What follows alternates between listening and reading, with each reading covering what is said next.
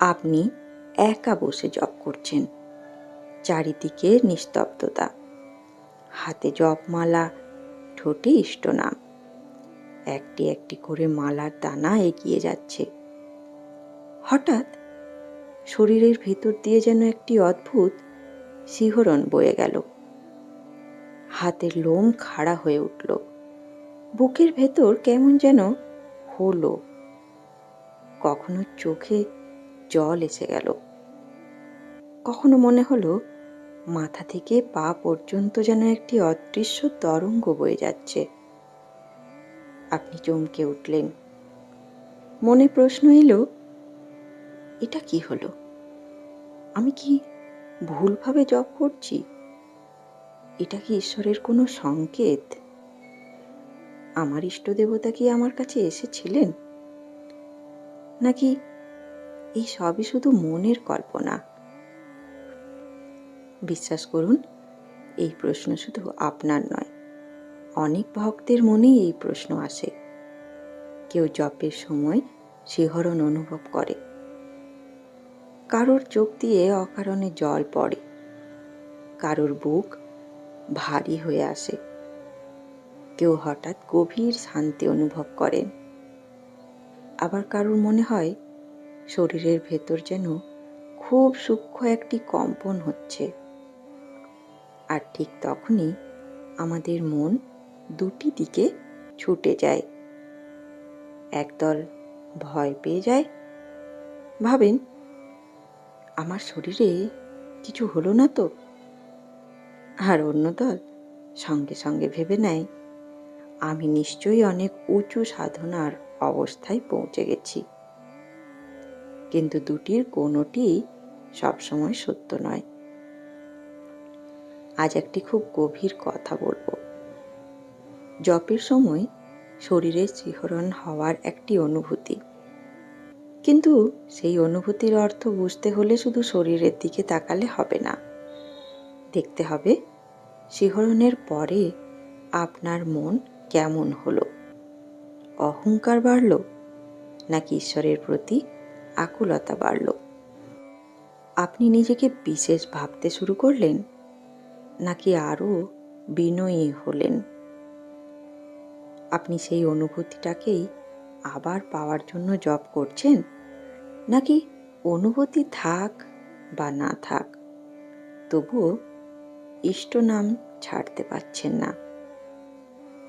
আজকের নিবেদনে আমরা জানব জপের সময় শরীরে শিহরণ কেন হতে পারে, শাস্ত্রে ভক্তির সঙ্গে রোমাঞ্চ ও অশ্রুর উল্লেখ কেন পাওয়া যায়, ঠাকুর শ্রী রামকৃষ্ণদেবের সাধনার অনুভূতি সম্বন্ধে আমাদের কি শিক্ষা দিয়েছিলেন।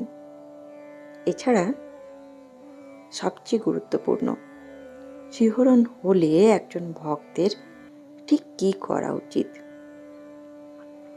শেষ পর্যন্ত সঙ্গে থাকুন, কারণ আজকের আলোচনা শেষে হয়তো আপনি বুঝতে পারবেন সাধনার পথে সবচেয়ে বড় কথা অনুভূতি নয়, অনুভূতির পরে আপনার হৃদয়ের পরিবর্তন। চলুন তাহলে প্রথমে আমরা জানব শিহরণ মানেই কি অলৌকিক কিছু। প্রথমে খুব সহজ একটি কথা বুঝে নেওয়া দরকার। আমাদের শরীর এবং মন একে অপরের থেকে সম্পূর্ণ বিচ্ছিন্ন নয়। আপনি খুব ভয় পেলে কি হয়? শরীর কেঁপে উঠতে পারে, হাত পা ঠান্ডা হয়ে যেতে পারে, বুক দ্রুত চলতে পারে। আপনি খুব দুঃখ পেলে চোখ দিয়ে জল আসে, গলা ধরে যায়, বুক ভারী হয়ে ওঠে। আবার বহুদিন পরে খুব প্রিয় কাউকে দেখলে আনন্দেও চোখে জল আসে। শরীরে শিহরণ জাগতে পারে। তাহলে ভাবুন, যে মানুষটি গভীর বিশ্বাস নিয়ে তার ইষ্টের নাম করছে, যে মানুষটি বহু দুঃখের পরে জপমালা হাতে নিয়ে বসেছে, যে মানুষটি দুঃখের ভেতর বছরের পর বছর জমে থাকা কান্না আছে, সে যখন একাগ্র হয়ে বলে মা অথবা ঠাকুর অথবা নিজের ইষ্টের নাম উচ্চারণ করে, তখন তার মন গভীরভাবে স্পর্শিত হলে শরীরেও তার প্রতিক্রিয়ার প্রকাশ পেতে পারে। তাই প্রথম কথা, শরীরে শিহরণ হলেই ভয় পাবেন না। কিন্তু দ্বিতীয় কথাটি আরও গুরুত্বপূর্ণ। শরীরে শিহরণ হলেই এটিকে ঈশ্বর প্রাপ্তির প্রামাণ্যও ভাববেন না। এই দুইয়ের মাঝখানে একজন সাধকের পথ। কারণ একই রকম শারীরিক অনুভূতির পেছনে বিভিন্ন কারণ থাকতে পারে। গভীর আবেগ হতে পারে, ভক্তিভাব হতে পারে। মন খুব একাগ্র হওয়ার ফলে শরীরে সূক্ষ্ম অনুভূতি বেশি করে টের পাওয়া যেতে পারে। দীর্ঘ সময় একভাবে বসে থাকার প্রভাবেও এটি হতে পারে। আবার শরীরের নিজস্ব কোনো কারণও থাকতে পারে। তাই শুধু একটি শিহরণ দেখে ঘোষণা করে দেওয়া, আমার কুণ্ডলিনী জেগে গেছে, আমি ঈশ্বরের স্পর্শ পেয়েছি, আমার বিশেষ শক্তি হয়েছে, এগুলি বলা খুব বিপজ্জনক। কারণ সাধনার পথে মায়া সবসময় শুধু টাকা, বাড়ি, গয়না এবং সংসারের রূপে আসে না।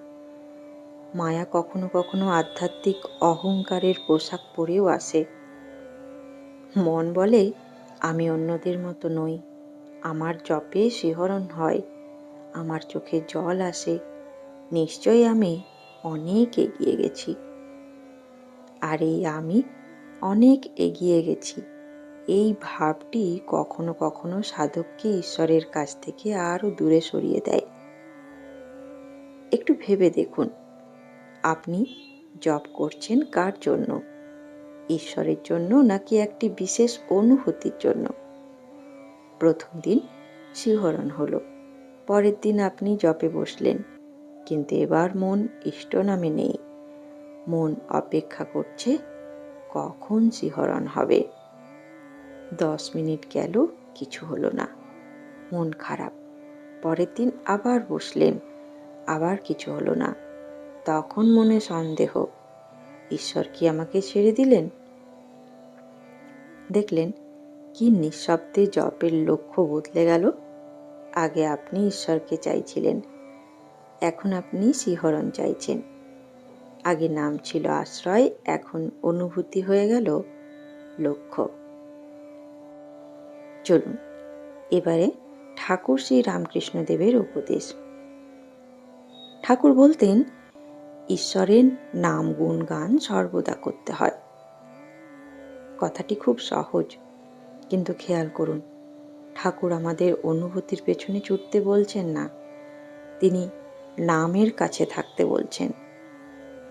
কারণ অনুভূতি আজ আছে, কাল নেই। আজ জপে চোখে জল এলো, কাল মন শুকনো। আজ শরীরে শিহরণ হলো, কাল 108 বার নাম করেও কিছু অনুভব হলো না। তাহলে কি কাল ঈশ্বর ছিলেন আর আজ নেই? না। ঈশ্বর কি আমাদের শরীরের শিহরণের ওপর নির্ভর করে আছেন? না। তাহলে সাধক কেন নিজের বিশ্বাসকে অনুভূতির ওপর দাঁড় করাবে? ঠাকুরের জীবনে আমরা গভীর ভাবের প্রকাশ দেখি। তার ঈশ্বর চিন্তা এত গভীর ছিল যে কখনো তার বাহ্য জ্ঞান লুপ্ত হতো। কিন্তু একটি কথা মনে রাখবেন, ঠাকুর ভাব দেখানোর জন্য ঈশ্বরকে ডাকেননি।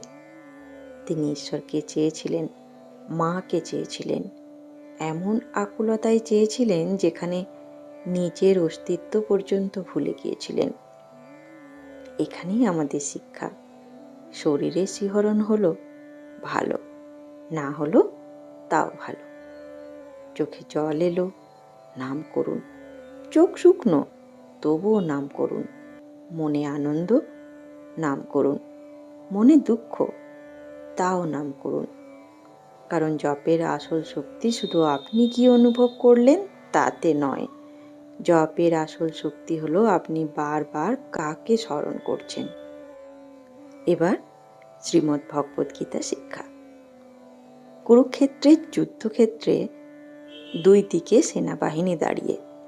শঙ্খধ্বনি হচ্ছে, যুদ্ধ শুরু হবে।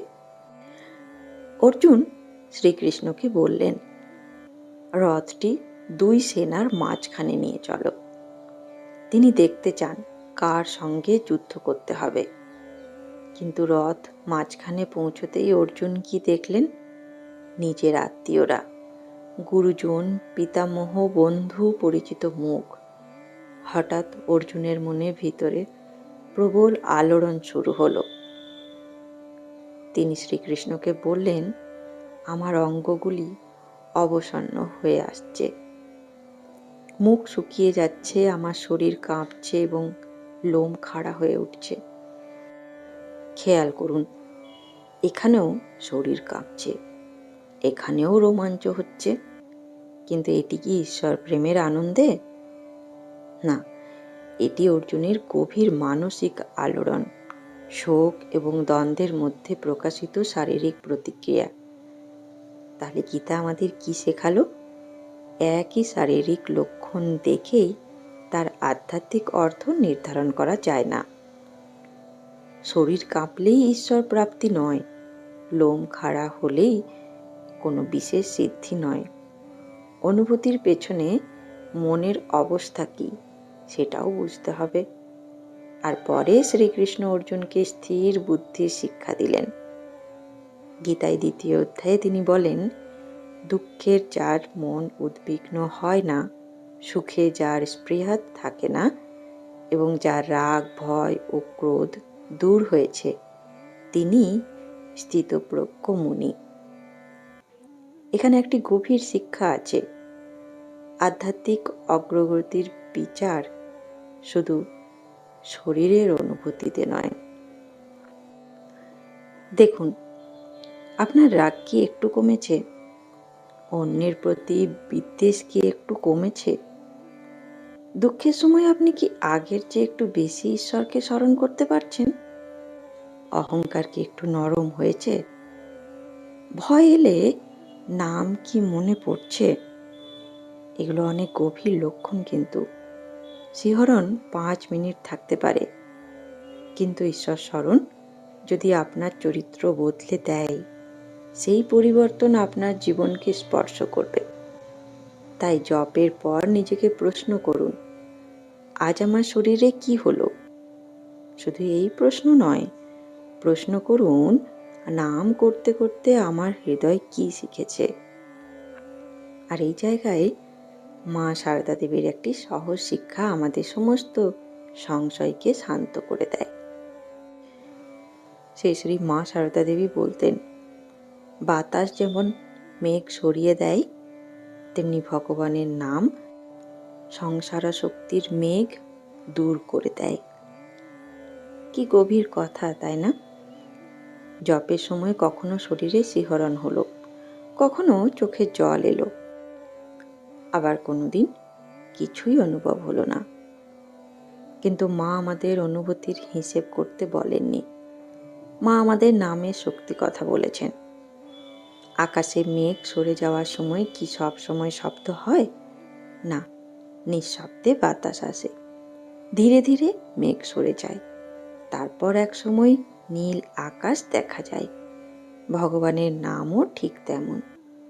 হয়তো আজ আপনি বুঝতে পারছেন না, হয়তো কোনো শিহরণ নেই, কোনো বিশেষ অনুভূতিও নেই, তবুও প্রতিটি নাম নিঃশব্দে আপনার মনের উপর জমে থাকা আসক্তি, দুশ্চিন্তা আর অস্থিরতার মেঘকে সরিয়ে দিচ্ছে। তাই জপের সময় কি অনুভব হলো, শুধু সেই দিকে তাকাবেন না, যার নাম করছেন তার দিকেই মন রাখুন। কারণ শিহরণ একদিন আসতে পারে, আবার চলেও যেতে পারে, কিন্তু ভগবানের নাম হৃদয়ে যে কাজ করে তা অনেক সময় নিঃশব্দেই হয়। চলুন এবার আমরা জানব জপের সময় শিহরণ হলে কি কি করবেন। খুব 5টি সহজ কথা মনে রাখুন। প্রথম, ভয় পাবেন না। জপের সময় হালকা শিহরণ হলে সঙ্গে সঙ্গে আতঙ্কিত হয়ে জপ বন্ধ করবেন না। শান্ত থাকুন, স্বাভাবিকভাবে শ্বাস নিন, ইষ্ট নামে মন রাখুন। নিজের শরীরকে জোর করে স্থির করার চেষ্টা করবেন না। আবার ইচ্ছে করে শিহরণ তৈরি করার চেষ্টাও করবেন না। শুধু শান্ত থাকুন। দ্বিতীয়, সঙ্গে সঙ্গে অলৌকিক সিদ্ধান্ত নেবেন না। নিজেকে বলবেন না, আমার বিশেষ শক্তি হয়েছে, আমি সিদ্ধ হয়ে গেছি, আমার কুণ্ডলিনী জেগেছে। সাধনার পথে বিনয় খুব বড় রক্ষা। আপনি শুধু বলুন, প্রভু, যা হয়েছে তুমি জানো, আমাকে তোমার নামেই স্থির রাখো। ব্যাস।